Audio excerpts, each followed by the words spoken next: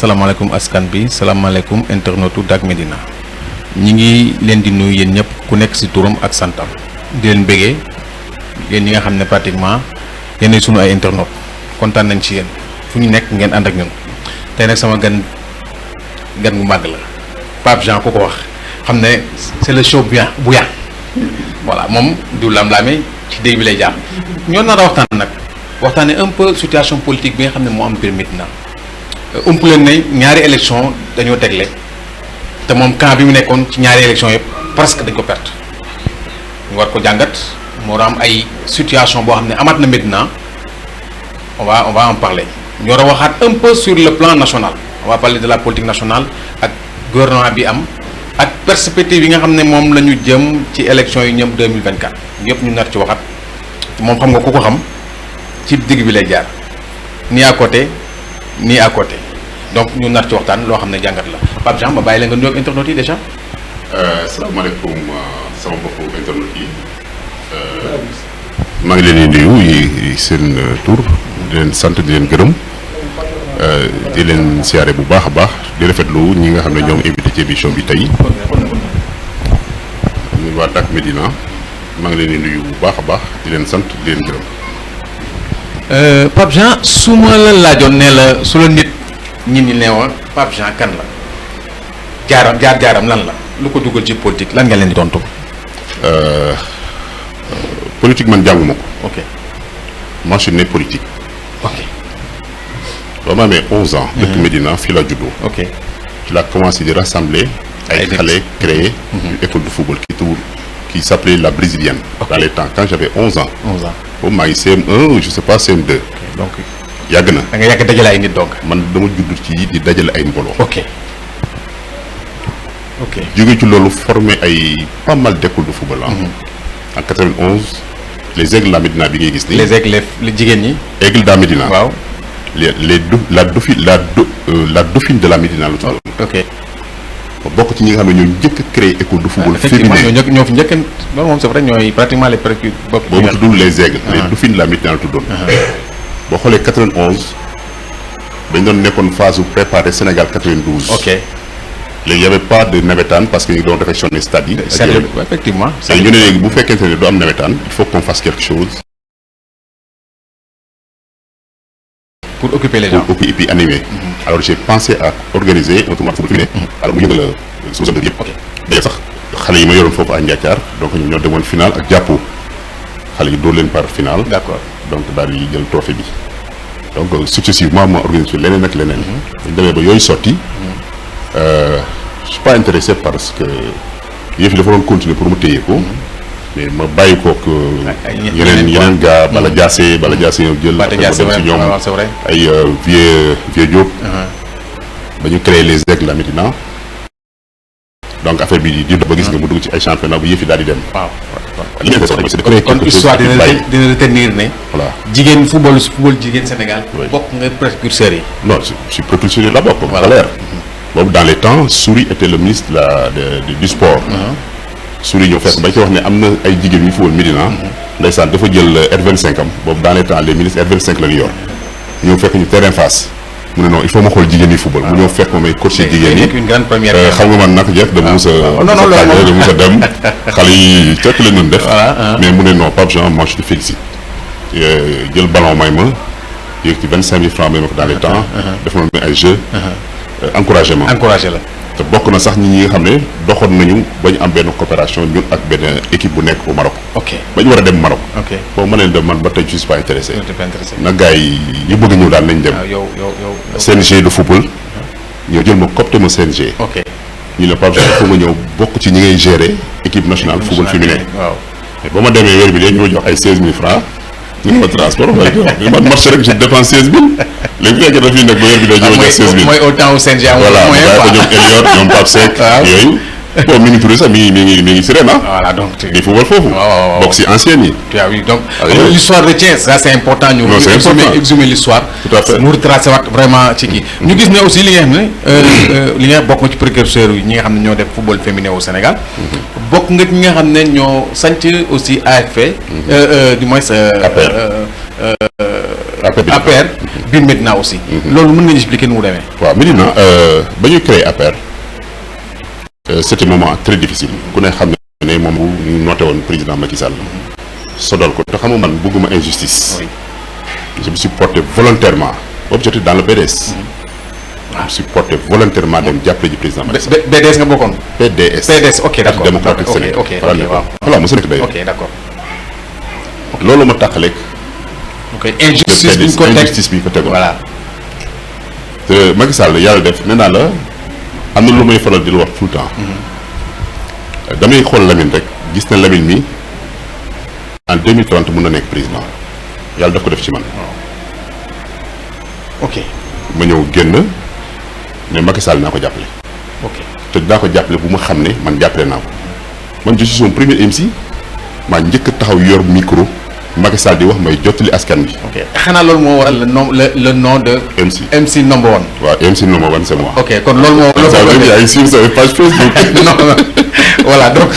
donc foofu la tur bi jógee. non fa la jógee donc yow ñi yor micro biir APR yëpp yow yaay nit ki njëkk ki ko def ku ko def rek sa ginnaaw lay topp. non sama ginnaaw topp boobu ñëpp feeñu ñu. voilà 2009 ba Macky Sall def sa déclaration dafa jeexal diggante mbokk Abdoulaye Wade.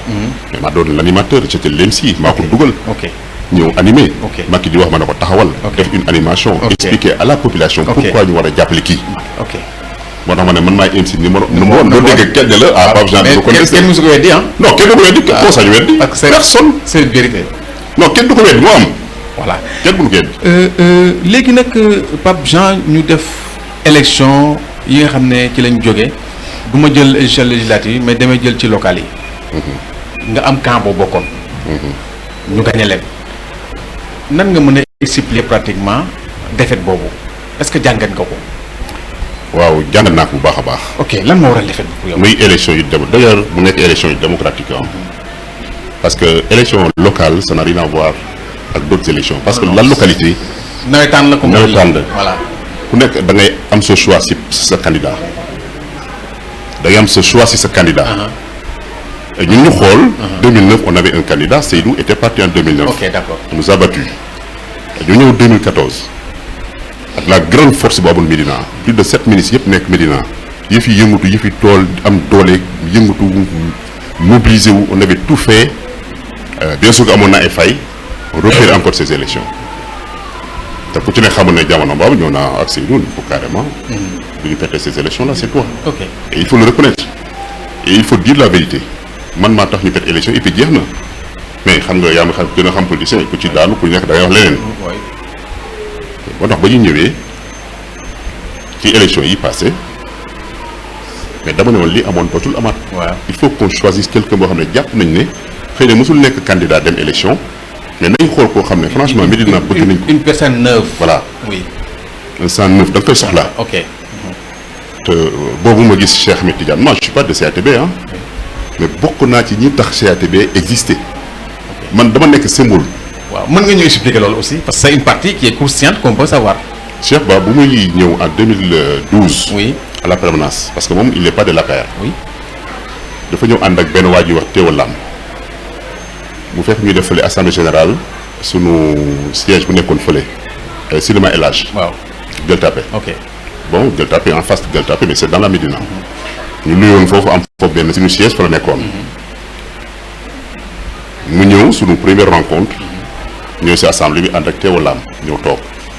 quand j'ai fait une intervention di wax ci fi ñu jëm ni ñu war a liggéey ni ñu war a dundee alors il a beaucoup aimé. mu ne ma Pape franchement toi tu es quelqu'un qui parle très bien. tu es quelqu'un qui est plein d'imagination yow tu es un leader. waaw yow laa bëgg na xaytoog yow. ok. ma ne ko non man je suis ami à tout le monde. man je dis ce que je pense. et puis clairement amoo ci demi-mesure. il m'a invité dans son bureau ma ñëw dans son bureau ma ne bon voilà Pape yow mun naa la wax ma je veux aider le président de la République naka laa war a def. ok kon bokk ci ay premiers consultants. wallahi azim. ok c'était en 2012. d'accord. boo xoolee bu baax ñoom kañ lañ créé CATB c'est après bien après. alors ba ma ñëwee dans son bureau ñu waxtaan boobu il était directeur des affaires fiscales je pense genre yooyu noonu. ok d'accord il n'était pas encore directeur général. ñoo toog waxtaan bon vraiment mu recevoir ma dans son bureau ñu waxtaan mu ne ma dis-moi qu'est-ce que je dois faire man ne bu fekkente ne tu es courageux tu as des moyens de ta politique bu fekkee da ngay jàppale un président de la République surtout suñu parti bi nu mu mel. créer quelque chose boo xam ne da nga ciy feeñ yow ak président kese. da nga fexe ba sa tur bokk ci.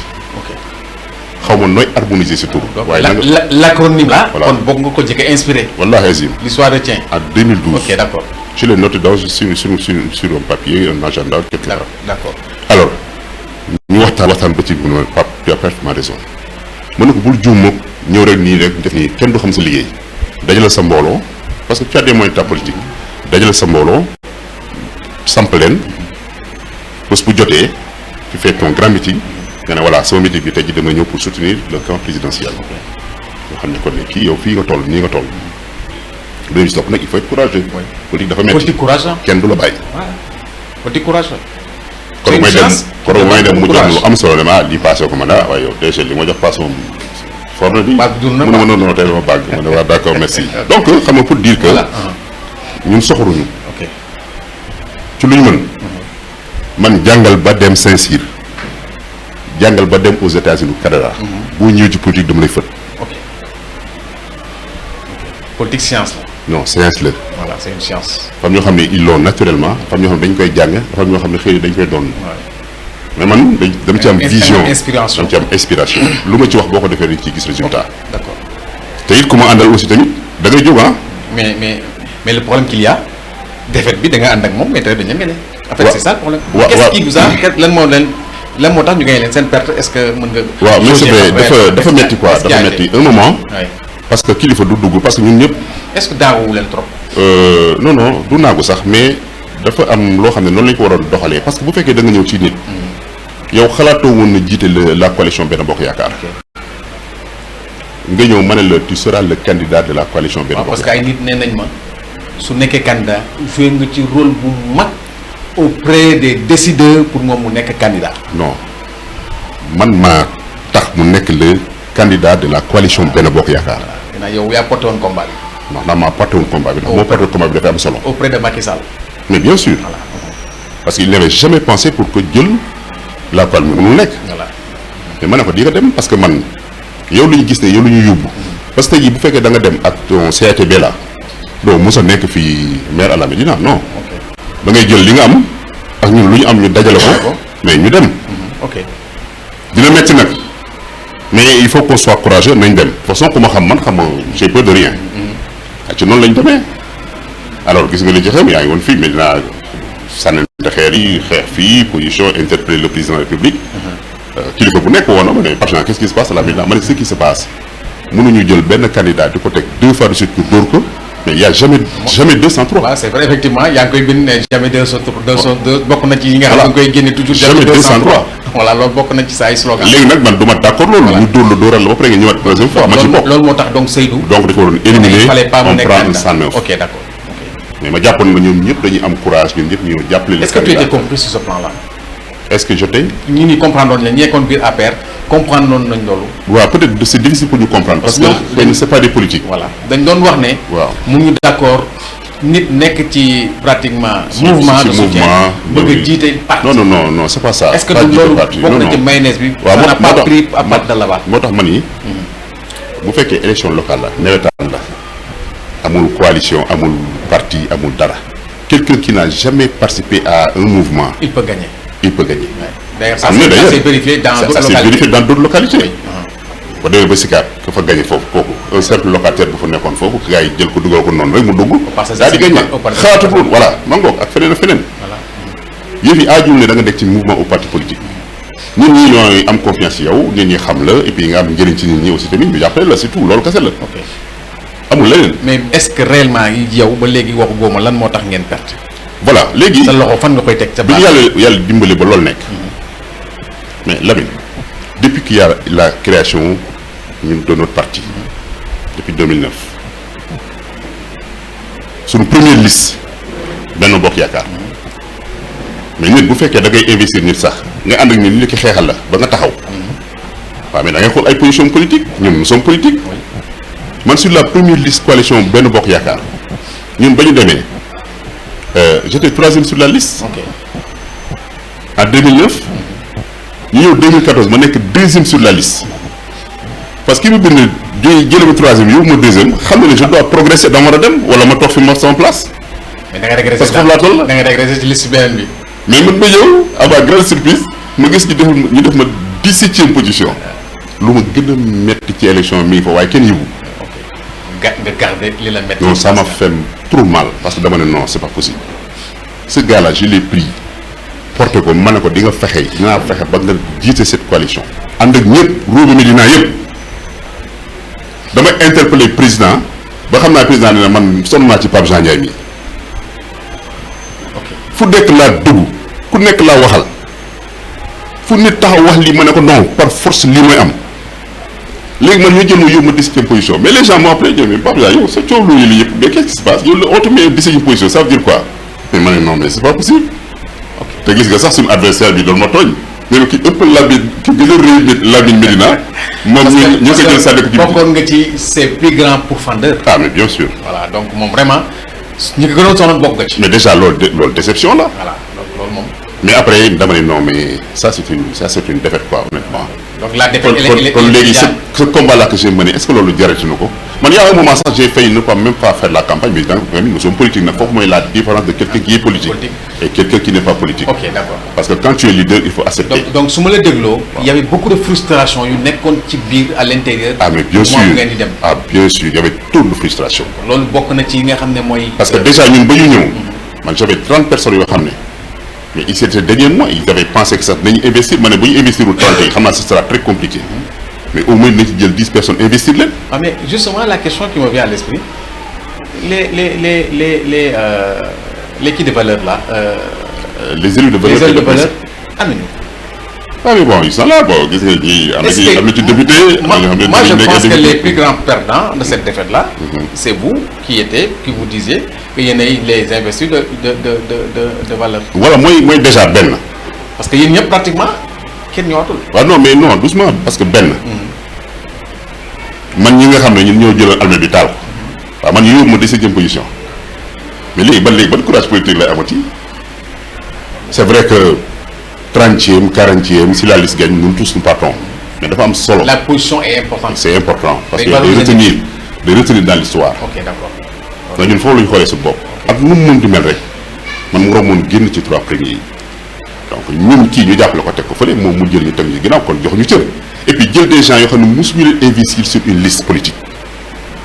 donc li ma la dégloo mooy yéen seen investiture déjà ça a été un problème. mais c'est un problème.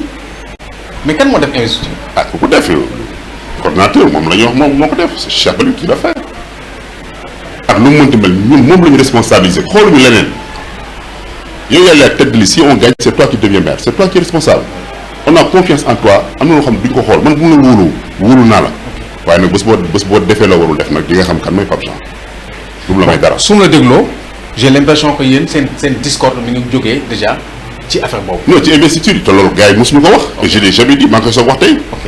ça m'a fait beaucoup mal parce que bu ma ko waxee dañu naan non kii peut-être état de personne lay wax mais ñoom ñëpp tey jii yaa ne les principes les élus de principe de valeur on les entend plus on les voit plus. dafa am nu ñu waroon taxawee ci campagne bi malheureusement ça n'a pas été. donc yéen seen donc le gars ce qu'il voulait nañu am ñu jàppale ko mu nekk tête de liste de la coalition Benno Bokk Yaakaar c'est fini après jeex na moom naagu na il gagne les élections soxlatul xam-xam soxlatul stratégie soxlatul dara élection yi lan la woon kaay leen ñëw leen waajaa ngi lekk leen loolu rek la woon y a pas d'idée y a rien du tout donc yéen aussi vous avez pêché ci seen campagne bi su ma la dégloo. campagne bi baaxul. sérieusement ñëpp frustré. mais yéen. est-ce que les 90% yi nga xam te ñoom pour su nekk dañuy frustré parce que ñun ñëw ñu pour ay tëgg bool ñëw ñu pour ay leneen ak leen ñun dañ ñëw pour waxtaan ak nit ñi xam fu ñuy jaar pour war a mën a gagner. d'autant plus que yéen parce qu'il y avait d'autres mouvements il y avait d'autres gens qu'on devait aller voir de repêcher leen ñëw yokk suñu électorat ñun suñu mission c'était ça. malheureusement ça n'a pas été le cas. mais kenn joxuñu leen. on ne vous l'a pas permis. les moyens du parti gisuñu ko moyens yi ñu doon dégager joxuñu man dañuy dégg ne benn chanteur jox nañ ko 5 millions benn fecckat jox nañ ko 3 millions et cetera ñun ñu ñëw taxaw on a des problèmes te ñun notre ambition parce que défaite boobu amee défaite bi ñun lay gën a métti. waaw défaite bi ci ñun lay gën a métti. ak coono nu mel. mais est-ce parce que j'avais promis et j'avais même juré que cette élection dañ koy gagner. mais au finish est-ce que Bamba Fall n'a pas eu raison surtout. Bonne raison. raison que moom c'est lui que moom la Sénégal moom la Médina yi bëgg yéen vous disiez que vous êtes des élus de valeur moom du dara mais au finish il vous a gagné. non boo xoolee xam nga tey jii bu ñu demee ba ballottage nga xam ne élection yi neexul ah. Bon. 15 sur 17. kooku c'est presque juste la moyenne moom xam na ne c'était difficile il y a un moment c'était extrêmement difficile. parce que dégg moo ne la ni ñu waroon a taxawee ñun suñu élection la ñu mayul ni ñu waroon a gérer suñu campagne mais suñu campagne man j'ai toujours été directeur de campagne. mais ñoom y a des gens qui disent que yéen ñi nga xam ne ngeen wax les élus de valeur amu leen base. amul base amu leen ay nit. non les ñoom dañ koy wax ñun dañ koy wax mais en fait seen tour moo gën a rëy seen dayoo parce que amu leen politique rapport de force la rapport de force c'est le nombre nee nañ amu leen ay nit yu bëri di ngeen wax am nañu mën nañu créer plus fort mais au finish ils n'ont pas amuñu ay nit yu bëri ils n'ont pas beaucoup de militants. mais ñooñu xamuñu politique wala jànguñu politique Médina. ok 2012 ba ñuy ñëw élection ñoo ñoo fi nekkoon j'étais le directeur de campagne fii 2012 ba ñuy jox lu ñuy joxoon 350 000 francs 350 000 francs pour toute la Médina 350 000 francs maa ko téye maa campagne benn oto la maa ko yor benn micro maa ko yor maa wër Médina yëpp. ok ñu def 10 débat te yow naa gagné fii. mais yéen su ma la dégloo dafa mel ni. non mais boobu ñun on a gagné raw Médina am fi doole am fi une base te élection yi ñuy perte yëpp c'est des élections locales te ñëpp ñun ñoo fi nekkoon suñu ay nit ñoo fi nekkoon di voter suñu ay nit ñoo fi nekkoon du ñu jàppale ñooñu boobu fan lañ nekkoon ñooñu politique gu ñu nekkuñu leen lan mooy nit kii amul base amul lan kii am xaalis ak kii amul xaalis bokkul boo yoree milliard. loolu neex def boo tegee ñëpp wuy si la. boo tegee ñëw wuy si la. ok boo dee fii nag kaa lañ lekk. kaa lañ naan ñëpp a ñëw tout le monde vient. ok jóge nañ ci local yi maintenant ñu dem ci législative yi. ngeen dem pêcher un gros poisson comme les gens disent mais au finish dóor yi ñu leen dóor sax moo gën a métti dóor yi ñu leen dóoroon ci législative ci local yi. qu'est-ce qui peut expliquer cette défaite là aussi. non défaite boobu bokk na ci défaite yu ma gën a métti waaye man bu ñu sañee ne la défaite ce n'est pas que la Médina. boo xoolee au niveau département. c'est presque razzia loon c'est presque toutes les communes. on a été battu dans tout le département. donc en fait su ma dégloo. kon exceptionnellement. mënuñu wax ne Médina la ñu dóor. ok xëy na boo xoolee sax score bi nekkoon Médina ak score yeneen quartiers yi. bu Médina quand même am na. waaw bien sûr que loolu sax mais ñun Médina quand même. ñun mënoon nañu épargner razzia boobu mënoon nañu gagner. en quoi par exemple. bon tey jii boo xoolee suñu dernier meeting bi li xew. mais loolu mais ku ko seetaan sax dañuy jéppi. on va revenir sur ça. oui après. ok d'accord mais waaw donc c'est-à-dire dama bëgg xam parce que li nga ma wax nii daf may delloo ci benn affaire en fait ñi ni sanctionné wuñu leaders yi fi nekk mais on a sanctionné le président de la République. en quelque sorte. parce que razzia la doon partout à Dakar partout dans les grandes villes. xam nga pour dire la vérité. oui. en 2017 le directeur de campagne du président de la République Mahmoud Saleh. oui. je lui ai carrément dit que ni lu Macky Sall yàq la ci àdduna yaa ko yàq. Mahmoud le président doit te foutre dehors. ok ah est-ce que déggu la parce que génne nañ ko. non mais ñu toog di ma déglu moo ne ko tey jii bu fi président de la République son excellence toogoon ma wax ko li may wax ma la li may wax nii bu fekkee mën nga ko jot nga wax ko président ndax yéen a ngi toog moom mi ngi toog Mor Ngom mi ngi toog Mahmoud Mbaye Ndiaye mi ngi toog. les ponts de l'APR. les ponts de l'APR ñu ngi toog ñoom ñëpp. ok. ma ne ko yow li ngay digal président jumte dong nga koy dugal lu président yàqule yàqule. est-ce qu'il n'a pas une joue pour ça. non mais xam nga Macky c'est quelqu'un boo xam ne dafa dal c'est quelqu'un boo xam ne il est patient te de politique am na loo xam ne amul sentiment amul ne kii maa ngi moom ñoo doon ànd ci extrême nit ku la yàqal il faut le dégager et prendre d'autres gens yoo xam ne gëm nañ la. kay défaite bi da ngeen ko teg sa Mahmoud. kooku non mais c'est depuis le départ gis nga local yi ñu doon wax les locales. mooy premier tour mooy définir élection 2024 du président.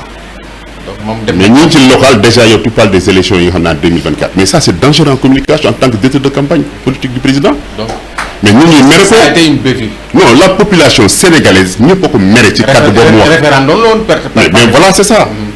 ok mais ça c'est pas de gis nga communication. bu rek da ngay jël sa micro rek lekk bu mu neex la rek taxaw rek ne voilà am naa xaalis. wax lu la neex. donc bokk na ci ñu ko yàqal. ok Mahmoud Saleh président bu yàgg la ko war a ndax parce que daf ko yàqal moment bii mu koy dàq nii c'est trop tard. ok parce que yàq na lu bari. ok revenons à la Médina. oui. défaite bi à la Médina donc da nga jàpp ne c'est pas défaite boo xam ne pratiquement ñi fi doon def élection ki nga xam ne moo porté woon candidature bi muy Bamba Fall moom la ñu gagné mais dañu sanctionné le régime en fait. parce que dañ leen jox rendez-vous ñi def ko pratiquement li nga xam ne mooy référendum soo gisee tout au long de la campagne bi nga xam ne moom la opposants yi doon def référendum lañ doon wax. waaw mais bon Médina si on dit la vérité. oui si on dit la vérité boo xoolee ni ñu campagne ci local bi campagne ñu ko ci législative. lan moo waral loolu. waaw mooy li muy wax toujours rek. est-ce que c'est parce que vous étiez trop confiant. parce que non du trop confiant. xam nga toujours damay wax ne gis nga politique ñu ko moom nañ leen ko jox. ok man politique daf ma jaral lu ne. ok mais am na ñoo xam ne gëmuñu politique.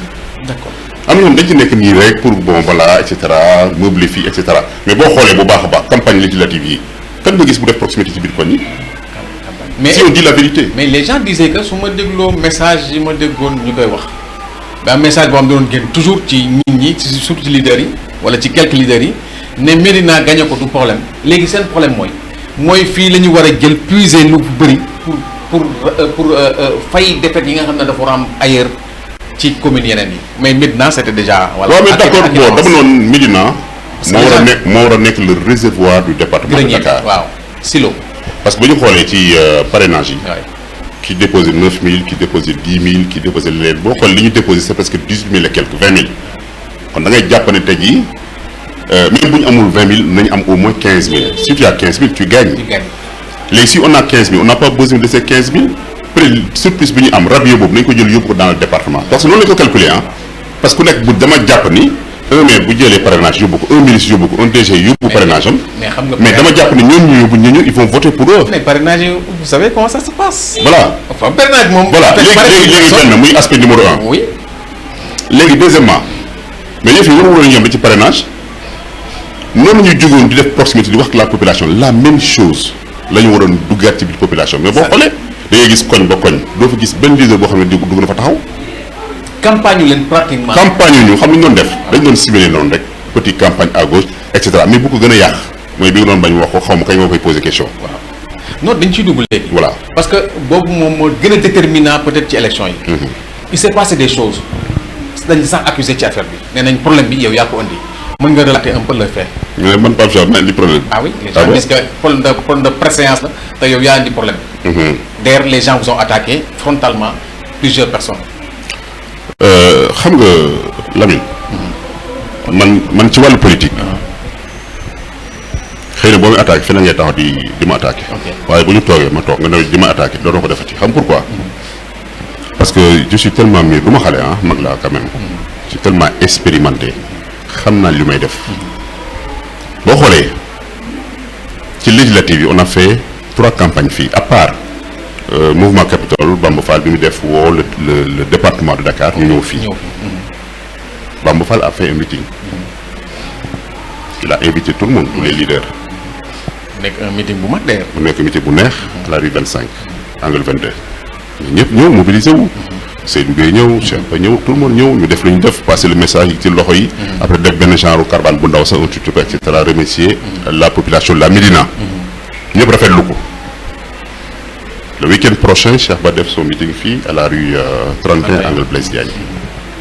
mu nekk meeting bu neex bu vraiment tout le monde est venu. yëf yi xumba yëf yi neex déjà boo ñëwee xool ñaari meeting yi rek na yëf yi daal vraiment ça sent le. mais jaay nañ meeting du baromètre. voilà. meeting du baromètre. tout à fait c'est une invitation. Sénégal boo tegee sabar ñëpp ñëw. c'est une invitation. voilà alors Seydou Gueye def son meeting à la rue 6 mais Bamba Fall dafa def meeting am Seydou Gueye yàqul Cheikh Ba yàqu ko Cheikh Ba muy def son meeting Bamba Fall yàqu ko Seydou Gueye yàqu ko mais Seydou Gueye buy def meeting am mu invité tout le monde déjà boo fa ñëwee 17h 18h gis nga foofu fees na tel franchement c'était bien organisé. lépp lu mu waroon def ci wàllu matériel pour mu rafet def na ko. mu nekk une réussite parfaite. mu ñëw ne moom par exemple MC jëlal MC bi nga réglé ma affaire yi et cetera bon. on va le faire c'est notre rôle et puis la ñu war a defal jàpp nañ boobu mooy suñu meeting de clôture à la Médina kon dafa war a rafet dafa war a baax. alors kilifa yëpp ñëw ba ñu ñëwee c'est lui qui a écrit ne ma Pape Jean xëy na moom ay imprévu mais présentement il y a Abdou Karim Fofana qui est là il y a Bamba Fall qui est là donc il y a Aliou Ndoye moo koy tëj le candidat Bamba Fall. donc si Cheikh Ba bu waxee ba pare man Seydou ma wax Aliou Ndoye wax Bamba Fall wax Aliou Ndoye tëj parce que c'est le candidat du département. bu fekkee am na yeneen gan nag après ñu xool comment on va s'arranger te meeting bu amee sax xëy na yow doo am sax jotu pour ay liste bi di xool ñun ñoo ñëw mais ñu ñëwoon bëri nañu. il y avait tellement de gens il y avait beaucoup de monde qui sont venus alors ba ñëwee ñu demandé affaire yi il faisait presque 20h30 21h. yaa ngi fa woon du ma ci expliquer dara.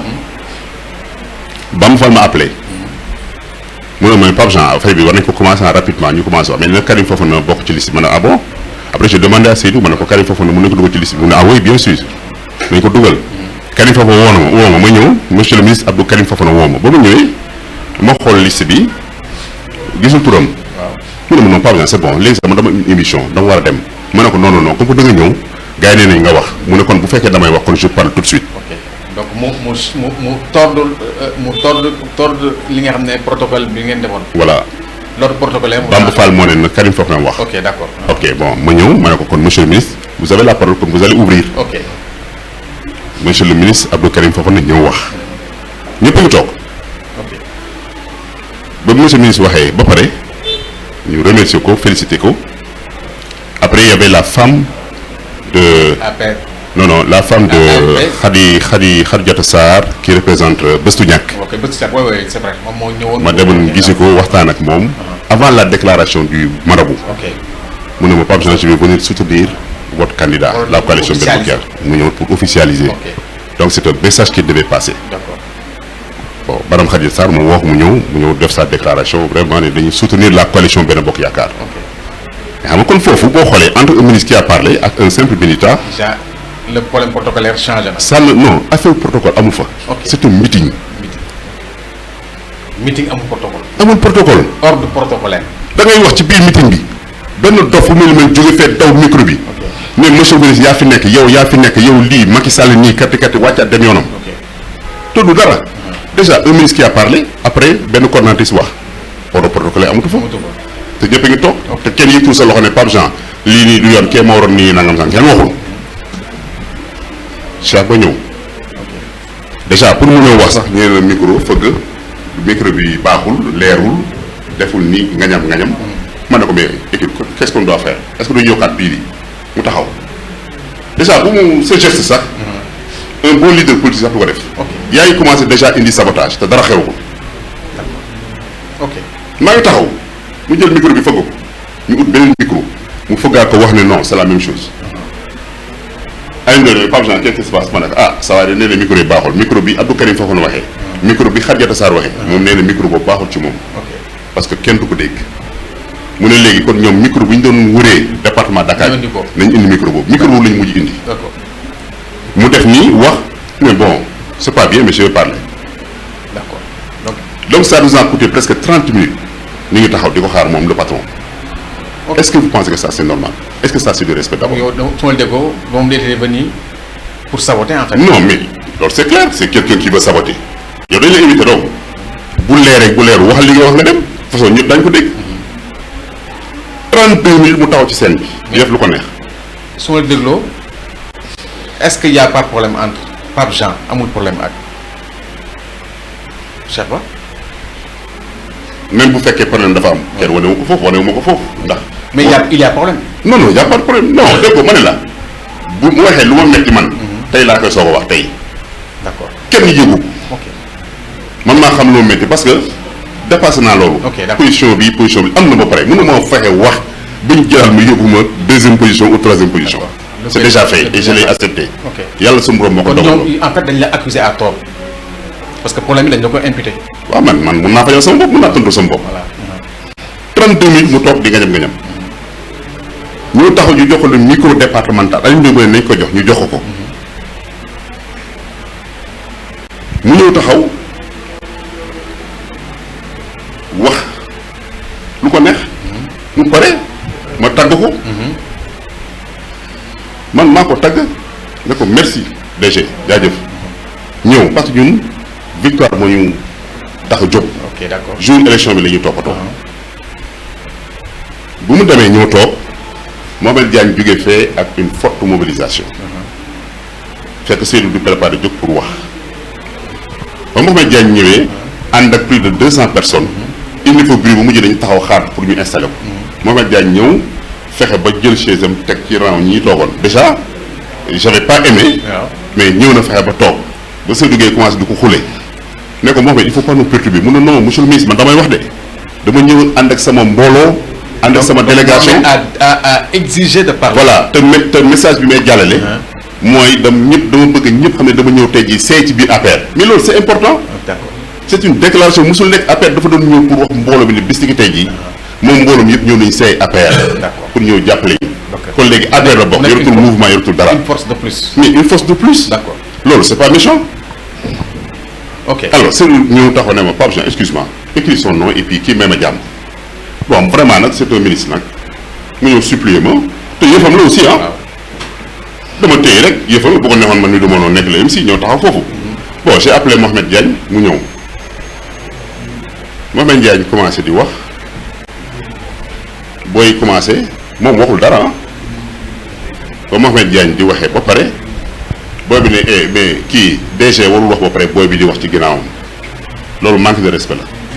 Mohamed Diagne n'a même pas été prévu ci orateurs yi ñëw wallahi azim bokkul sax ci tur yi moom moo ñëw jaxase indi ay affaire karang-karang xam nga Seydou comment il est sensible mu ne nañ ko bàyyi mu wax mais li mu wax lu am njëriñ la parce que meeting lañ nekk. d'accord parce que bu fekkee dañu xool ordre protocolaire mais Karim Fofana c'est un ministre. warul wax. mais ministre warul ba pare après DG nga ci ginnaawam kon boo xoolal loolu rek waroon na tax nga noppi. mais donc te éviter yàq yi fi jàmbur. waaw est-ce que donc il y avait pas problème il y a des personnes yoo xam ne seen personnalité day indi seen personnage day indi problème mooy yow ak Mohamed Diagne parce que su ma dégloo yéen ñaar toujours seen nom dafay ñëw ci histoire ku indi histoire bi yow dañu lay tudd quelque part ne yow yaa def créer problème boobu parce que problème ordre protocolaire bi yaa ko tord Mohamed Diagne dañ koy wax parce que en fait voilà il a des problèmes il day sànni xeer. l'autre camp est-ce que c'est pas problème Mohamed Diagne bu amee problème ak Cheikh Ba. ça c'est un problème qui n'a rien à voir avec ce jour. ok Mohamed boo amee li muy wax Cheikh Mohamed ku mu bëgg ñëw attaqué daf lay attaqué mais kooku ça le concerne.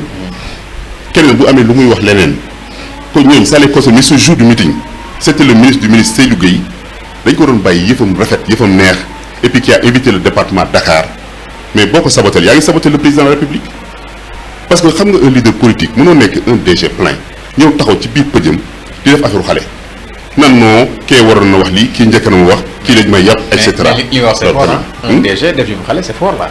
pardon. mais un DG def yëfu xale c'est fort là. waaw mais yëfu xale la def yëfu cuune mais yëfu cuune ça veut dire que ñooñu duñu ay politique ñooñu waruñu dugg ci langue politique parce que xamuñu politique. ok mais pourtant yaa ko ci dugal.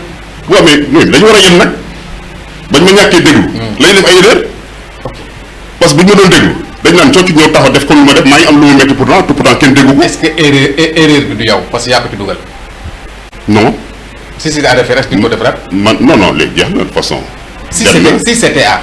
c'était à refaire. oui ça. ma dugal ko ci kal ci pour def ko mu jiite la coalition bi dafa yaakaar. waaw non ci élection locale yi. waaw defaat loolu. waaw.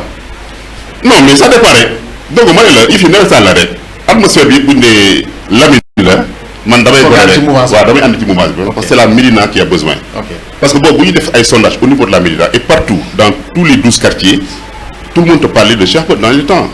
mais c'est logique mais moi je suis pas de la CTB Cheikh Ba fayuma. ok man liggéeyuma foofu ci biir mu may fay. d'accord weer du dee mu jox ma sama salaire.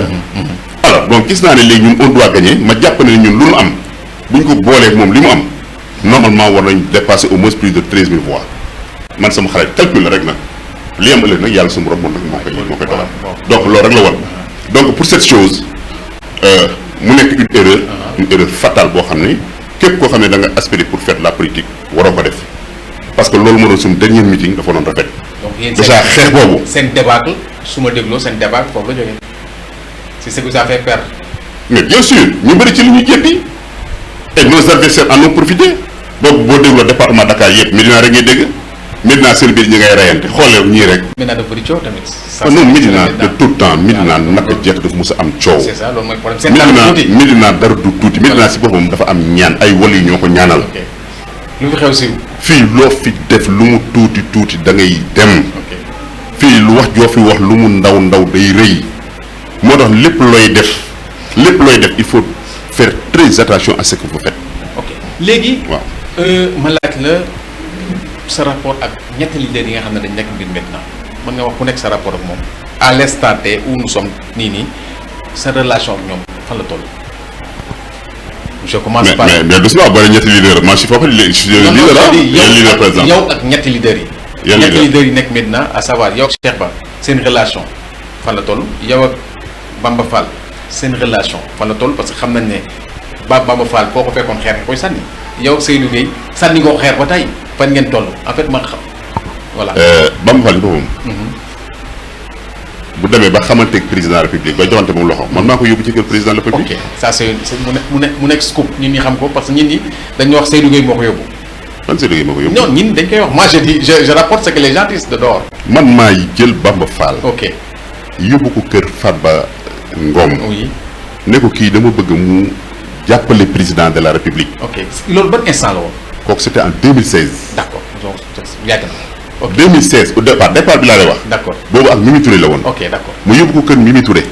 mën na ko kii dama bëgg mu jàppale ci président de la République. d'accord parce que jàmbaar te gis naa la muy def biir Médina. ok Mimi Touré kontaan loolu rafetlu ko. elle a fait des démarches pour que président de sax ñu waxtaan. am xam nga yàqkat yi rek. ah ñu mel ni ñoom Mahmoud Sall xam naa tey Mahmoud Sall laa jël yàq foofu complètement ba loolu nekkul. ok mu yóbbuwaat ko ak si Ndeye Binta Gassama ak Mamadou Talla restaurant Tirou bi. d'accord Bamba Fall ñëw toog ñu waxtaan ba ñooñu d'accord rafetlu ko. Cux ñëw génn.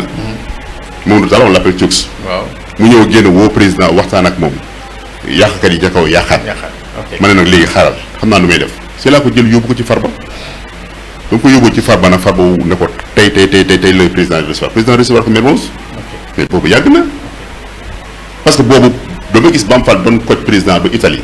ay gàddu ko di ko téye ay carte muy. mais loolu ñun yëguñu ko de. non jamais. kon Bamba topp na fu nekk. ma ne ba Italie photo président sax. ah bon.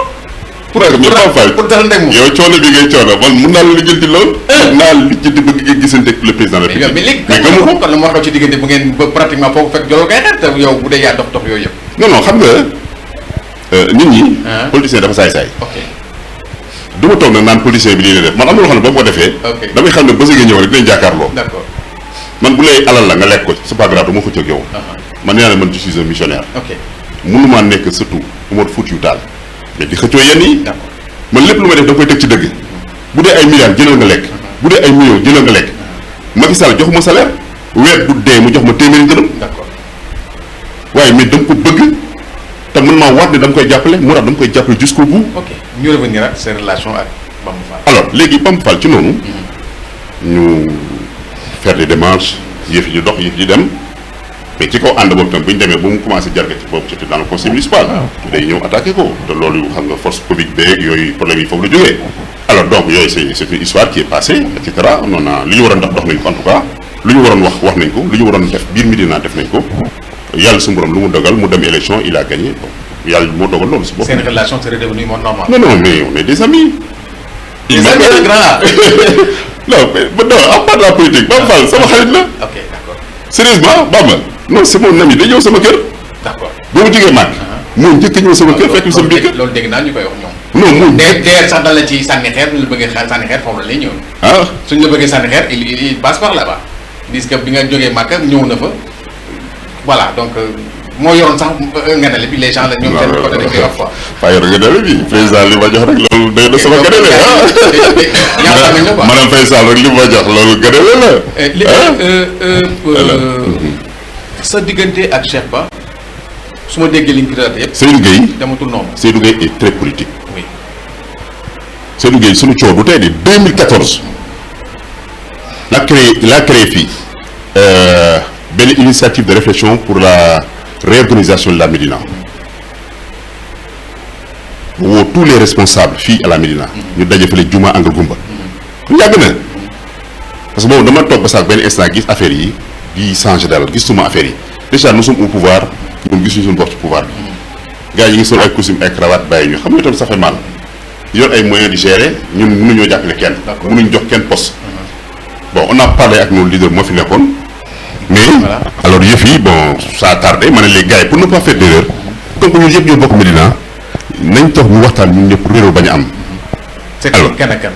non ñi fi nekkoon daal toutes les pompes de l'APR. d'accord ñëpp la wax ni. ok àll leen di personne ñëpp ñëwoon. d'accord ñu ñëw toog ñu waxtaan ba ñu waxtaanee ñëpp naa vraiment loolu la ñu ngi koy rafetlu et cetera moom sax il a été surpris ba rencontre boobu am na sax ku rocceeku ci ñu dem ne ko ah Pape Jean prépare un coup d'état te si ñun la ko sa yëpp ñoo ko doxal. ce sont les politiciens. non voilà chaque jour pour enfant. voilà. karang saa yi woote maire. Mara kay maa la ko moo di. ma ne ko non xam nga saa waay c'est pas la peine ngay war ne damay jëw man du ma jëw nit man da nga ma doomu aadama. man du ma jëw nit. ku jàppale ma damay jëw. parce que tey jii ku mu mënti doon ku la neex mu taxaw fii Mahmoud Sallah boobu may wax ak keneen ku mën doon bu ñu taxawoon fii li may wax non day gën a garaaw sax wala moom mu daw. parce que j'ai pas peur d'une personne. man yarewuñu pour may ragal nit. je suis pas né pour ça. ok man bu may ànd ak yow dañuy ànd rek ci dëgg. kon loolu ñu doon dox dañ ko doon dox mais loolu boobu loolu jeexee mais après ñu àndaat bu ñu demee ba ci biir mais mu amoon ay quelques problèmes. mais dama ñëwaat encore ñu attaqué premier bu fekkee dafa bañ mais ñu xeex politique loolu la saa yi boole ko yii fi dañ ko jaarale fii mu bañ mais dañuy xeex mais ça se voit gis nga élection locale bi ñu ñëwee mën a day présenté wu ma ne ko non bul présenté wu élection yi yow dem nga 2 fois ñu dóor nañ bàyyi keneen mais Cheikh moo fi nekk ñëpp d'accord nañ pour ànd ak ñoom mais nañ ànd ak moom pourtant je suis pas avec Cheikh. pourtant ñi les gens étaient surpris bu ñu mais voilà ma ngoog léegi man leen c'est l'une des grandes surprises. voilà parce que ñoom ils sont pas politiques xamuñu élection locale jeex na. ok léegi beneen page bi tourné nañu léegi ñu dem vers les législatives Médina benn réalité la Médina c'est une autre réalité parce que bon ñun benn bokk yaakaar Médina fii amuñu candidat Bamba Fall mën nañ ne un transhumant qui est venu jàppale le président de la République. ça a même surpris beaucoup de personnes pourquoi ñu jël ko. on n'a pas de candidat. loolu jaaxal nañu. alors d'ailleurs moo tax sax gis nga élection Médina yi sax mais après les gens se sont dit que bon ñun on n'a pas de candidat.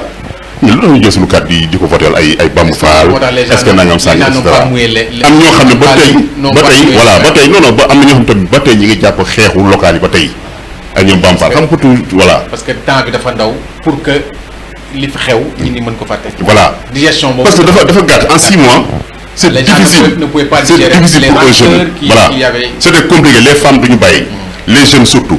mais les gens qui sont avertis comme nous ñun xam nañ ne bon on s'en fout.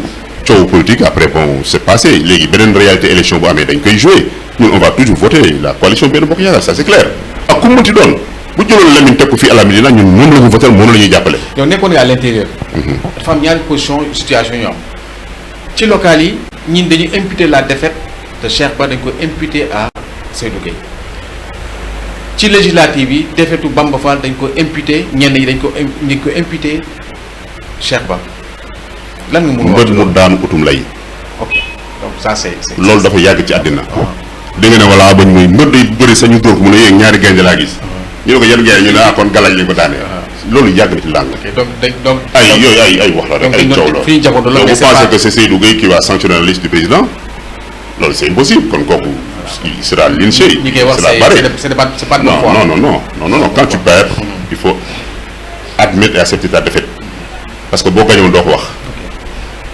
amul imputé amul et cetera man en tout cas li wóor te leer mooy sunu élection législative li c'est Cheikh Ba qui a saboté ça wallahi azim. mais lu tax nga wax loolu. non mais moo xam parce que peut-être que.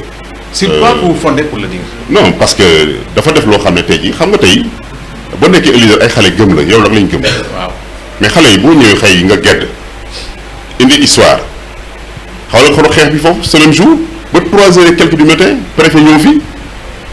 pour départager la police mais ça c'est grave. alors que yéen ñu ñoo bokk benn camp mais léegi yow boo yoree sa mbooloo da nga leen mën a téye parce que loolu la ñuy wax un leader en politique. da ngay mën a téye sa mbooloo mais bu fekkee sa mbooloo mënoo ko téye tu n'es pas un leader politique kon léegi da ngay yàqal politique yi Médina yàgg nañ fii di coow waaye entre ñun ñuy xeexal di dóorante loolu mosul am. est-ce que du loolu nga gis foofu moo naqari nga jóge foofu delluwaat fi nga nekkoon. non man mosuma jóge fi ma nekkoon. dëgg je suis membre fondateur de l'APR. da nga fa jóge parce que situation. non du jóge je suis pas de la CRTB. ok d'accord. dama ñëwoon jàppale la mouvance présidentielle. ok dama ñëwoon jàppale la liste coalition pour harmoniser mu gën a rafet. d'accord pour am pour ñu gañ ñun ce qu'on voulait c'est de gagner. waaw mais léegi nag situation bi c'est une situation nouvelle à la Médina est-ce que les cartes seront redistribuées dañ koy redistribuer dañ koy baataraat lan la ñuy def une personne nouvelle lay doon am na xale yoo xam ne ñu ngi wax ñu ngi une tape à la porte disant que dañu bëgg nit bu bees pratiquement relève générationnelle nit ñi ngi koy wax. tout à fait yow lan mooy sa gis-gis ci loolu. mais loolu c'est important c'est normal parce que aussi mënoo nekk rek un leader éternel c'est pas possible. ñoom ñett dañ leen di bàyyi indi ñeent yu bees. wala kenn bu bees mais ci foofu lañ toll nag. voilà ci foofu du mën a ñoom ñett du mën a ñoom ñooy. xëy na foofu lañ toll ça dépendra du président de la République. ok parce que tey jii bu fekkee da nga yóbbu sa mbër ñu daan ko ñu yóbbaat ko mu daan ko yóbbaat ko mu daan ko il est temps na nga defaat nii nga xool mais pourquoi mënuñu sam par exemple Pape Jean est-ce que man mos nañu ma sam fii alhamdulilah kenn mosuma sam. kon daal su ma la dégloo mooy ñoom ñett seen temps jeex na ils sont dépassés. waaw def nañu vraiment nag def nañu war a def. il doit passer la main. waaw def nañu war a def c'est le moment. waaw ñu pourvoir keneen wala ñu pourvoir ñeneen. ñun daal bu doon sama sago. waaw président ñam ñu. waaw kooku bu doon sama sago dëggantaan. président xolaat bu baax a baax xam ne ñun ku ko bëgg lañu ku sawar ci moom lañu. ok te ku ñu xam ne bu baax a baax ñun bëgg nañu Macky Sall te yàgg nañu koy jàppale. politique moyen la. mais boo amul moyen doo dem. ok ñun nag moyens yi ñoom ñoo ko yor te xam ñu koy utiliser. ok d'accord. man am na moyen boo xam ne bu ko yor Médina. département Dakar kenn du ma gagné fii. politique moyen la. politique moyen la. c'est important. te aussi dafa am beneen affaire boo xam ne tamit dafa am suñu biir parti. mooy. foofu ma ciy interpeller un peu le président de la République. gis nga Abdou Karim Fofana était bien parti moment yi mu yore ICG. waaw. il était très bien parti un moment. am ascension bu bien. ces faucons du palais ñoo briser élan boobu. il était bien ça c'est. kooku bu loolu bi élan boobu bu continué woon ba élection.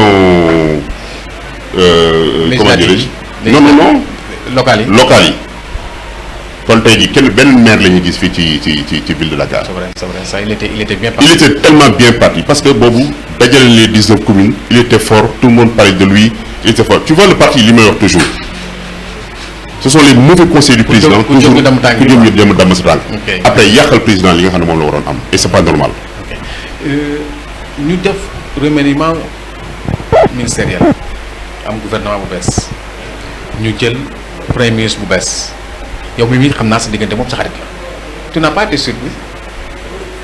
non man yow duma surprendre pour décision président. non mais neexu la parce que Mimi sa xarit la. ñoom ñëpp non ñëpp sama xarit la ñu. Mimi moom da nga am relation spéciale parce que loolu xam naa ko. non am relation particulière ak moom. waaw non defal naa ko rek. voilà defal naa da ngeen am ay jaar yoo amul ak ñeneen ñi. xam nga Mimi tey jii bu doon xaritam laa. waaw. joxuñu fi woon 16. waaw. est-ce que dugal na ma ci cabinet. bon donc xarit est-ce que gis nga moom may xëy 16. et pourtant am na ñeneen ñoo xam ne ñooy ànd. mais gis nga ne ñoom ñu jël seen cartable. ok dugg 16 di ko jàppale. donc loolu reconnaissance la. non kon man du ma xaritam. voilà donc ok. parce que loolu damay leeral li nga wax rek. da nga ne kooku sa xarit dëggantaan. da nga am jaar ak moom moo tax ma wax. non sama jaar xam mooy lan. waaw. parti bi képp ku bëgg Macky Sall man bëgg naa la. mais yow seen jaar c'est bien devant l'APR. non doo defal non loolu affaire football la woon. ah mais non. ça c'était le football. xam nga football sport. te football moom sax boobu man maa ko xàmmee mais moom xàmmee wu moon sax ci football. ok après bañ toogee ci waxtaan laa revenir. ok mënuma si Pape Jean je te connais. d'accord yow yaa nekkoon nii Medina comme ça noonu après nag vraiment on a échangé beaucoup de choses. et puis mu nekk ku am xam-xam wax dëgg yàlla ñu échangé bay dem këram di waxtaan ak moom mu may jox ay mission ni ma koy dox. donc c'est ce que je dis. je non dis que c'est pas la seule. am ngeen relation. non da ngeen am relation da ngeen am relation. c'est pas la seule. je dis que xëy na jàppoon nga ne si yaakaar ne xëy na war na mën a ñëw ci perchoir bi wala mu dem ci primature ñaari bi amu ci benn. kooku président defal na ko lu ne. waaw nekk na premier ministre. oui. nekk 16 nekk envoyé spécial lu nekk luy ndombal tànk président defal na ko parce que boo nekkee dans un parti discipline de parti dafa am solo. ok boo leen fàttali ko bu baax a baax Boun Abdallah en 2017. il a dirigé. mais moo dirigé tête de liste bi. non loolu ça voilà. mais est-ce que dafa dem jiite assemblée nationale. mais léegi est-ce que moom dafa gën. waaw PS il n'a pas été. il n'a pas été. voilà donc loolu moom. parce que parti mooy doxee noonu. voilà tey jii dañ lay sant tey am ci yow yaakaar ne damay dox mission bi nga pêché ba pare ñu jël ne waa dama toog nga xaar mais Boun Abdallah bu mu gagné mais dafa ñëw Boun Abdallah ñaata am plus de 124 députés loolu mu ngi amu ko. mais boo xoolee dañuy wax mais a perdu. non vous n'avez pas gagné si tu n'as pas gagné tu as perdu. voilà donc loolu foofu match yi amu fa. parce que déjà li ngeen perte. parce que l'opposition est plus forte. voilà li ngeen perte sax moo grave parce que problème fi ngeen jógee ak fi ngeen dal. mais voilà voilà mu nekk une alors léegi yow loolu mënoo perte ba pare après tu viens nga réclamer non donc elle n'avait pas droit de non elle n'avait pas droit de réclamer dafa doon toog benn place yaru def comme Boun Abdallah mu def parce que bu mu yaroo dafa ñoo toog ñu def ko premier ministre mu dem continuer liggéeyam dem pourquoi mu deful loolu. ok mu am beneen fait bu ci am ñuy sedd ministre ñun sax amatuñu ministre faf Médina amatuñu sax ministre ki nga xam ne moom lañ fi yoroon di ko sagoo mu nekkoon Seydou Gueye nekkatu ko sax ça fait désordre quand même mais maintenant ne mérite pas ça. bon ministre honneur la rek certes ça c'est un honneur mais est-ce que le ministre peut régler les problèmes. oui mais ñun dañu soxla sac la. ñun doon Médinois ñu am ne Médina toog nañ fi am loo xam ne amul benn région dans le Sénégal bu ko am. waay 7 ministres bi yeewoo Médina. waay te teewul 7 ministres yi dañuy dem ñu dóor leen ba ñu bëgg dee. waay dañuy dem ñu duuma leen ba ñu bëgg dee ñëwaat toog kon ana ministre beeg sac bi nga gis koo xam day nekk benn directeur kudd dem dans sa commune gagné ñi mos a yor directeur kudd yëpp dañoo gagné Diouf Sarr bu nekk directeur kudd dafa dem gagné. le nouveau ministre la Sow bu mu ñëwee dafa dem nekk kudd daal di gagné seen kii venu il est venu avec un maire day dem ngay gagné et pourtant Sénégal on l'avait proposé en 2014 bu mu yor kudd il avait refusé peut-être xëy na moom toogoon bureau na foofu di bind non ñun on a besoin de ce genre de poste direction bu am doole ñu ñëw téye mu yor Médina nga xam ne au moins tu vas prendre plus de 4000 jeunes ñëw jox leen liggéey ñu dem seen yoon ñun loolu la soxla. mais loolu lañ toll am nañu directeur bu am doole taxul ngeen gagné. xamal la mais non directeur boobu. voilà donc am na moyen mais il peut pas créer des emplois.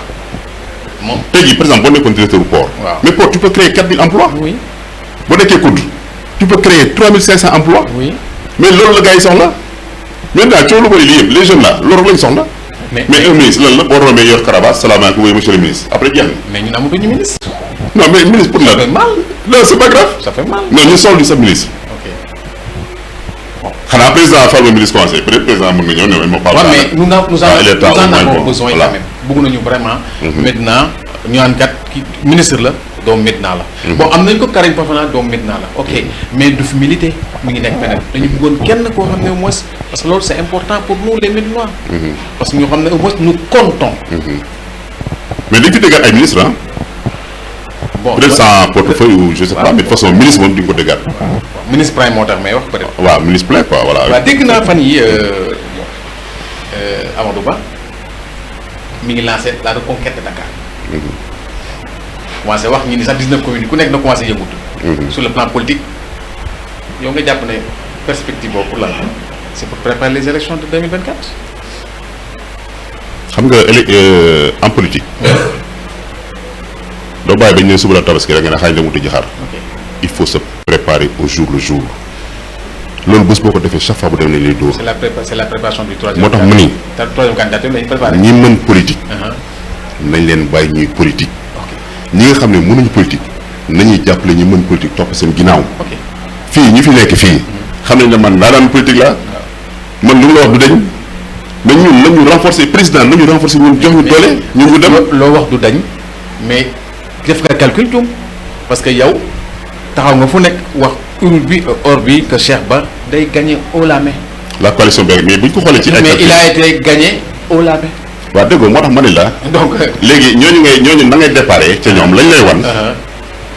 ba nga taxaw nga jàpp ne yow mi yow sa idée bi nga am sa xalaat bi nga am pour gagner loolu da nga koy déroulé ci biir campagne bi ngay ma ñëw ñu téye ko nee naa li suñu programme bi ñu amoon pour déroulé ci campagne locale bi mais amul benn ci 15 yëpp génnewuñu ko parce que ñun dañu jàppoon dañuy ñëw taxaw à 15 ñëw taxaw def quartier comme nga def quartier par quartier dugg kër par kër expliquer les gens pourquoi on doit voter pour la coalition Benno Bokk Yaakaar mais malheureusement loolu it may ñu ko à la place bon tëggkatu sabar yi ñoo fa nekkoon tëggkatu jëmbe yi waykat yi bon voilà c'est ça loolu lañ campagne campagne la yoon da ngeen doon foofu. waaw ak lekk naan boisson jeex na.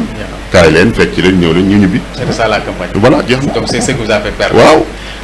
ma revenir encore fan yii ñi ngi susciter benn affaire muy l'amnistie. l'amnistie de Karim et de Khalifa. yow la mooy sa position ci amnistie bi. xam nga kuy politique ku nekk rek. Baara Yogo. kuy politique ku nekk rek. oui. bëgg nga épine bu nekk sa kanam ñu dindi la ko. ok mais pas au point man où qu'on soit dans le même camp qu'on ne soit pas dans le même camp. que tu sois sénégalais et que tu fasses la politique. te nga ne doo bàyyi parce que jàpp naa ne am nga xalaat boo xam ne. bëgg nga ko teg ci Sénégal pour liggéey Sénégal yëpp gis ko. mais Karim nous doit 138 milliards. dañ ko war a bàyyi à perte et profit. waaw mais xam nga moom dañ ne il nous doit 130 milliards. c'est ce qu'on a dit. non dañ ne moom mu ne. waaw ni Idrissa Seck waxoon rek jusqu'à l'extinction du soleil. mais lui il a été jugé et condamné. waaw loolu laa wax mais xam nga ci condamnation yi. oui boo xoolee au niveau international kenn nangu. mais il nous doit. ñoom ñëpp dañ ne. dañ ne amul lu leer. waaw mais parce que dañ jàpp rek ni. waaw mais am na lu mu jël. juridiction Sénégal ñoo ko jugé. waaw defal waaw doon après ñu condamné. c'est-à-dire loolu tamit il faut ñu xam ko. ce sont les juridictions sénégalaises ñoo ko jugé condamné ko donc il nous doit nous les Sénégalais il nous doit 138 milliards. waaw léegi moom est-ce que 138 milliards dañu koy bàyyi noonu parce que dafa neex Macky Sall ak ay parce que am na luñ benn coup bu ñuy pare mu nekk toujours les problèmes de compromis et de compromission que font toujours les politiques sur le dos de la population. mais xam nga Karim c'est pas le seul qui a été condamné ci wàllu politique. Il y a tellement de gens yoo xam ne ils ont été condamnés et puis jugés condamnés tëj leen ah Karim lu mu mën def na 3 ans ci kaso bi. oui. donc bu dee peine def na penam. tëdd na. waaw mais.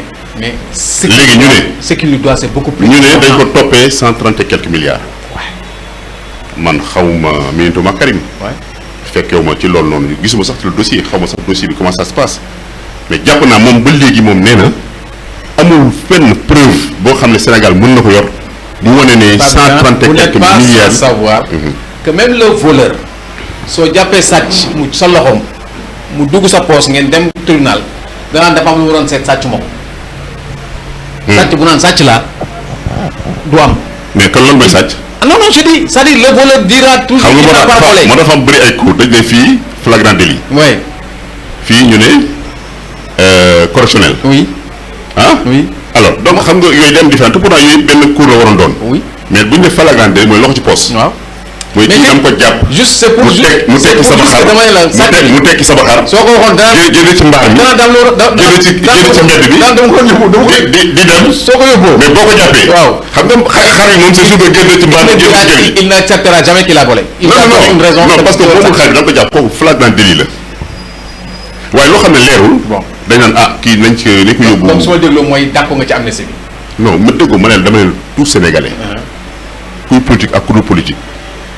parce que Karim fu mu toll xëy na bëgg nañu laver son honneur. ok parce que moom jusqu'à présent dañ ne dañ ko topp ci wàllu politique. parce que du PDS ñoo ko condamné. dafa ñëw beneen parti condamné ko. moom dafa jàpp ne loolu jeu politique la. waaye tey jii bu ñu toogee ba le président de la République ne ñii dañu war a amnistier mais moom xëy na de bonne foi jàpp nañ ne c'est des politiques et puis war nañu mën a ñëwaat fii Sénégal ko def concours comme tout le monde poser dugal seen parti waxtaan ak Sénégalais yi et puis xeex comme tout le monde ah. Karim peut-être il va être président Khalifa Sall va être président ñoom ñëpp bëgg nañ ñu laver seen honneur mais pour ñu mën a laver seen honneur il faut ñu investir leen qu'ils soient d'accord ou pas mais xëy na loolu tamit franchement lu ñu rafetlu la. c'est normal ça ne surprend pas nekk non lu ñu rafetlu la donc c'est ça ñu dem parce que le temps est épuisé pratiquement. le procès de Sonko on en parle dafa nekk maintenant pratiquement ñi ngi koy bëgg a exhumer le procès là lan ngay wax ci procès bi. Sonko on doit le foutre en prison. Pourquoi? Qu'est-ce qu'il a fait? Qu'est-ce qu'on lui reproche? mais li mu def fii gis ngeen ko parce que déjà le fait d'inciter à la population à la violence mais ça c'est des actes qu'on doit punir ñoom ñu ngi woote à la population boo xoolee toujours ces termes c'est quoi il faut frapper il faut refuser il faut nangam sangam moom li muy woote na jël njabootam jiital leen ci na jël ses frères jiital leen ci na jël ses enfants jiital leen ci. Sénégal du réew moo xam ne da ngay woote violence pour mën a am li ngay am sax même boo ko amee sax yow ci violence nga koy bàyyi. malgré li ngeen wax yëpp terewul ne population bi ñu ngi derrière lui. non xam nga les jeunes c'est la population jeune ah. et on dit que le peuple a toujours raison. c'est la population jeune ah. le peuple a toujours raison. de toute façon man je sais que comme tu as parlé d'Ousmane Sonko. Oui. Sonko lui seul il peut pas gagner d'élection fii présidentielle au Sénégal. en tout cas il a réussi des prouesses que aucun politicien au Sénégal actuellement mi ngi koy mosoo ko def. jógee ci benn député Forres ci temps bu ndaw mu yegg si fu mu toll yegg si amul benn politicien bu ko mën def Ablaye Wade li muy ay il a fait beaucoup d'années pour mu am nombre de ministres nombre de députés. waaw mais configuration yi ñoo bokkul donc xam nga configuration il faut pas ñu boo xoolee non c'est quelqu'un non c'est pas négligé on néglige personne en politique. c'est quelqu'un qui configuration yi ñoo bokkul xam pourquoi parce que tey jii Macky Sall aussi a réussi loo xam ne aucun président au Sénégal ne l'a réussi en Afrique sax j'ose dire. malgré ça. parce que en prenant. oui toute l'opposition ñëpp boole leen ci benn camp jox leen lépp moo tax ñun amuñu dara. yéen de la paire. mais ñu amuñu dara on n'a rien parce que tey jii ñun la ñu war a am yëpp jox nañ ko opposition bi. mais ministre yëpp yi seen ministre lañ de. mais non ma ne non Macky Sall ce qu'il a donné 2012 ba tey député yëpp seen député 2012 ba tey non ñi mu joxe ñëpp c'est des gens qui sont de bon ok qui sont venus me soutenir. ok bon nous sommes au terme de l'émission mu nekk une émission boo xam ne c'était pas beaucoup en fait jàngat laa gënoon bëgg ñu def yow xam parce que xam nga élection moom la bu ma gënoon bëgg ñu waxtaan ma bàyyi la nga wax ton dernier mot par rapport ak ñi lay seetaan ak au Médina waaw maa ngi sant waa Médina yëpp maa ngi gërëm waa Médina yëpp maa ngi sant tous les leaders comme ni nga ko waxee à la Médina parce que Médina ñun ñëpp ñoo bokk ndey ñun ñoo bokk bàyyi politique warul tax ñuy féewaloo politique waruñu wax ñuy indi ay histoire ak coow bu ñu kenn dugal ci ay histoire ak coow ñun ñëpp benn lañu Lamine foo ma woo man damay ñëw foo ma invité je viens parce que yàlla dafa def ñu xaritoo ñoo bokk suñu Médina. c'est vrai kon ñun fii ñu fi nekk ñëpp ñoo bokk ndey ak bàyyi li am solo rek nañ construire suñu Médina bu ñu construire suñu Médina mu nekk référence ñu construire suñu département Dakar bu ñu construire Dakar bu demee Sénégal dafay dem parce que coow yeeg xiiro yi jaru ko parce que tey jii bëgg un poste nekk président wala nekk député wala maire mais jaru ko parce que tey jii nit ki luy sa wërsëg wala SM di nga ko jot sur 130 candidats kenn rek moo ci nekk président c'est pas possible te kon il faut nga gëm yàlla kon jarul tour deret jarul appeler à la violence jarul def loo xam ne waroo ko def jaru ko man de loolu laa jàppee Sénégal ñun ñëpp dañu war a nekk ci jàmm parce que ñun ñoo bokk ndey ñun ñoo bokk bàyyi. beneen bi may ñaanal sama jigéen yi ci mois d'octobre lañu nekk. muy octobre rose. xëy na quand on parle de cancer parce que du cancer u jigéen kese parce que cancer c'est presque tout le monde mais cas wu cancer ça pose problème au Sénégal parce que chaque jour xaw ma lekk bi la bu fekkee bouillon yi la bu fekkee lekkin bi la nañ ko xool parce que y a trop de cas de cancer au Sénégal. c'est un problème te par rapport aux autres pays kon nañu xoolaat bu baax a baax ni ñuy toggee jigéen ñi nañu wàññi seen bouillon yu bari yooyu ñuy def parce que léegi góor yi taxawatuñu carrément ku ci taxaw daanu et c'est pas bien jigéen sax léegi ñu ëpp doole et ça c'est dangereux. kon nañu xoolaat bu baax a baax li ñuy lekk.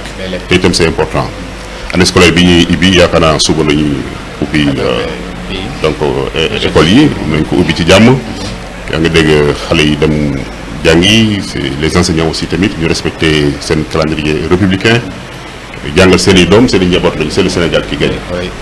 maa ngi sant bu baax a baax sama jigéen yu baax boo xam ne moo ngi tudd Ndeya moo sañsel bi ci émission bi waaw vraiment ak sama benn jigéen ay dëj jaxate sama présidente des femmes suñu collège bi di nuyu tout le collège de la Médina vraiment ñoom tamit ñu may soutenir lañu ñu may jàppale ñu di nuyu waa Pouye Salane yëpp nag vraiment bàyyuma kenn di sant bu baax a baax sama jigéen sama xarit man booy wax sama xarit dëggantaan mooy première dame man première dame nga wax mooy sama xarit parce que boo nee jigéen bi ki sama xarit sa xarit mooy ku la yëg def naa fi émission ne sama oto bi may dawal première dame moo jël oto na ma yow kilifa bu toll yow war a ñëw sama kër di jël taxi jëlal oto bi loolu ku la ko defal bëgg na la yëkkati plus de 75 millions jox ma ko dama séddale ko jàkk Médina yi jàkk cëriñ duñ fa dugal gis nga les 4000 et quelques mètres carrés de tapis yi fa nekk yëpp première dame moo ñu ko jox mosquée boo tudd fii ci biir Médina rek dem naa foofu jox la au minimum 1 million ou 2 millions vraiment kon gestes yooyu gestes yu baax la te yemul ci loolu rek